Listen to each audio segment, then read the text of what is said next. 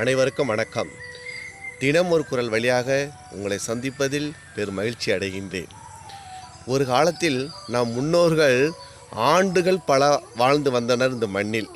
இன்றைக்கு நாம் வாழக்கூடிய வாழ்வு என்று சொல்லப்படக்கூடியது ஒரு குறிப்பிட்ட காலம் முறைதான். அதற்கு காரணம் நாம் சாப்பிடக்கூடிய அந்த உணவு முறைதான்.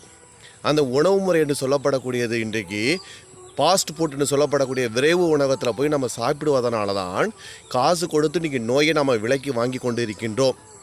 அப்போ நமக்கு பிடித்த உணவு என்று ஒன்று இருக்கின்றன, பிடிக்காத உணவு ஒன்று இருக்கின்றன. நாம் பிடித்த உணவாக இருந்தாலும் அது அளவோடு சாப்பிட வேண்டும். இதை தான் முன்னோர்கள் அளவுக்கு மிஞ்சினால் அமிர்தமும் நஞ்சு என்று கூறி சென்றிருக்கின்றனர். நமக்கு பிடித்த சாப்பாடாக இருந்தாலும் அதனை அளவோடு சாப்பிட்டால் வரக்கூடிய நோய் என்பது ஒன்றும் நமக்கு இல்லைதான்.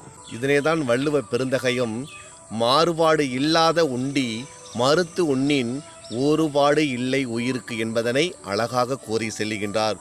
உனக்கு பிடித்த உணவாக இருந்தாலும் அதனை அளவோடு சாப்பிட வேண்டும். போதும் என்ற மனமே பொன் செய்யும் மருந்து என்று கூறியும் சென்றிருக்கின்றனர்.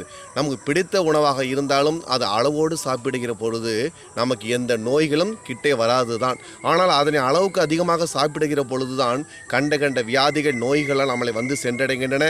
நம்மளுடைய ஆயுளும் குறைந்து கொண்டே இருக்கின்றன. அந்த உணவு முறையை சரியாக பின்பற்றினால் நமக்கு வரக்கூடிய நோய் என்பது கொண்டு இல்லை என்பதனை இந்த அதிகாரத்தின் வழியாக தெரிந்து கொள்கின்றன. பணம் காசு சேர்ப்பதை விட நோய் வருமுன் காப்பதே சிறந்ததாகும். நோயற்ற வாழ்வே குறைவற்ற செல்வம். நம் முன்னோர்கள் பழைய சோற்றையும் பச்சை மிளகாயும் கடித்து கொண்டு இந்த மண்ணில் பல்லாண்டு வாழ்ந்தனர்.